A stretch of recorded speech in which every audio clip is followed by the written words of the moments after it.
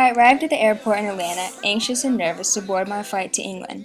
Many of my friends from home would tell you that this was really stepping out of my comfort zone, and they couldn't believe I was going by myself. I love the comforts of home, but I also have a huge desire to travel. Though most of the traveling I have done prior to this trip has been with just family and friends. I have never embarked on a journey without knowing a single person. Before the trip, I kept telling my mom that maybe this was not such a good decision. I really did not want to spend a large chunk of my summer being away from my friends, my family, and my animals. But I was already signed up and there was no turning back. Luckily, I was able to meet 5 other girls that were in the same situation as I was before we boarded the plane. By chance, I just happened to be sitting close to 2 of the girls that were also going on the trip. This made me more comfortable for the flight over, as well as navigating the train system once we made it to Heathrow.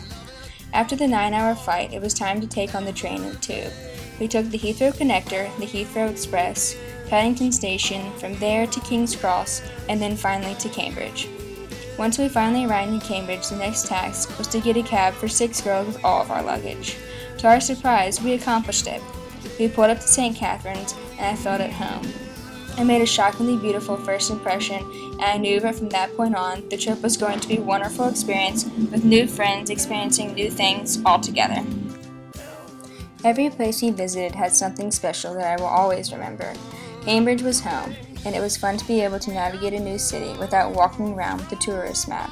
The beautiful old buildings full of stories, the market filled with beautiful flowers, delicious smelling food, and amazing vegetable stands, and the river Cam full of tourists punting, all gave me a sense of home as if I was becoming a part of the community, and it made a deep impression on my memories.